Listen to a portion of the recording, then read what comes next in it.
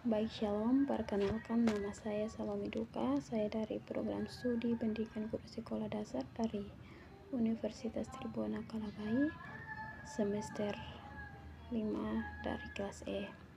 Di sini saya akan menjelaskan dua materi dari mata kuliah evaluasi program pembelajaran, yaitu materi yang pertama tentang berbagai model-model evaluasi program, dan yang kedua yaitu pemilihan model evaluasi dalam evaluasi program pendidikan.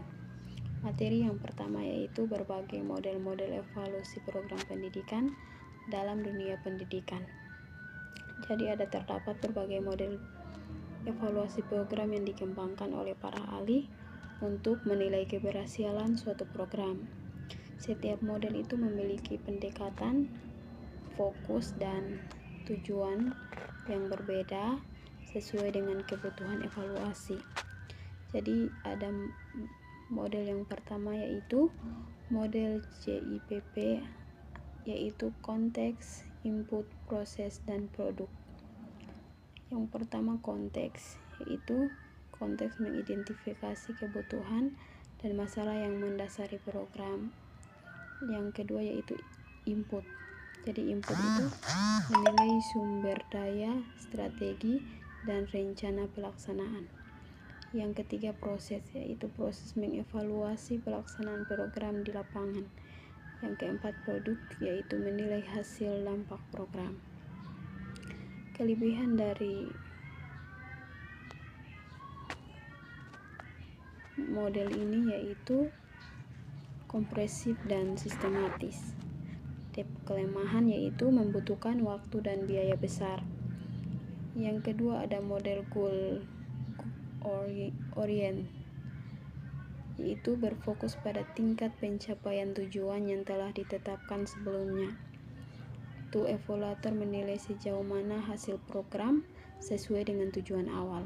Kelebihannya itu fokus dan terarah, dan kelemahannya mengabaikan efek lain di luar tujuan program. Yang ketiga ada model goal free evaluation, yaitu evaluator tidak diberitahu tujuan program di awal agar hasilnya lebih objektif. Fokus pada semua dampak nyata yang timbul, itu baik positif maupun negatif. Kelebihannya itu mengungkapkan hasil tak terduga. Kelemahannya itu sulit mengukur ketercapaian tujuan spesifik. Yang keempat ada model responsive evaluation. Evaluasi dilakukan dengan melibatkan berbagai pihak, baik yaitu guru, siswa, orang tua, baik pun pihak-pihak yang lain, dan berdasarkan pada isu dan kebutuhan nyata di lapangan. Kelebihannya yaitu kontekstual dan partisipatif, dan kelemahannya itu kurang terstruktur secara ilmiah. Yang kelima ada model Kripik trik, yaitu digunakan terutama untuk evaluasi pelatihan atau program pembelajaran orang dewasa. Itu terdiri dari 4 level, yaitu yang pertama reaksi itu kepuasan peserta. Yang kedua itu pembelajaran, yaitu peningkatan pengetahuan. Yang ketiga perilaku, itu perubahan sikap dan tindakan. Yang keempat itu hasil, dampak akhir pada organisasi atau lingkungan. Kelebihannya itu praktis dan populer, dan kelemahannya itu kurang mendalam untuk evaluasi pendidikan jangka panjang. Keenam ada model kompetensi, yaitu menilai program berdasarkan deskripsi atau rencana dan pelaksanaan, serta pertimbangan atau standar dan hasil. Kelebihannya itu menghubungkan teori dan praktik program, tapi kelemahannya itu rumit untuk diterapkan tanpa paduan yang jelas. Yang berikut ada model logic model atau tree-based evaluation. Itu menjelaskan hubungan sebab akibat antara input, proses, output, dan outcome. Sangat baik digunakan untuk program jangka panjang yang kompleks. Kelebihannya itu logis dan sistematis. Kelemahan yaitu membutuhkan data dan teori yang kuat. materi yang kedua yaitu pemilihan model evaluasi dalam evaluasi program pendidikan.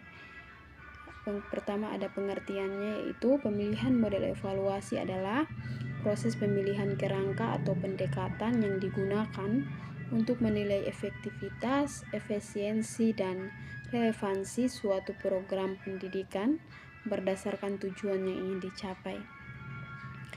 Yang kedua tuh ada tujuan dari pemilihan model evaluasi, yaitu yang pertama menentukan fokus evaluasi, yaitu input, proses, output atau outcome.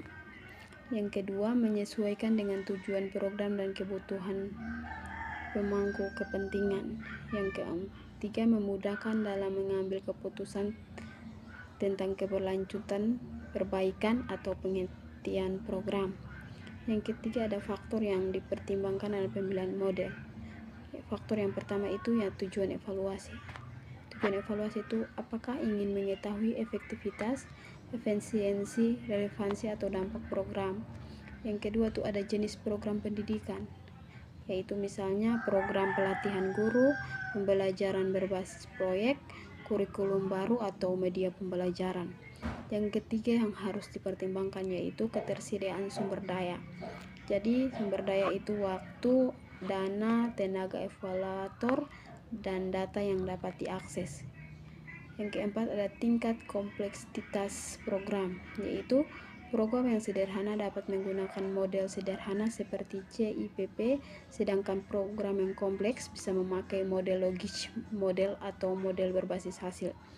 Yang berikut ada kebutuhan penggunaan hasil evaluasi.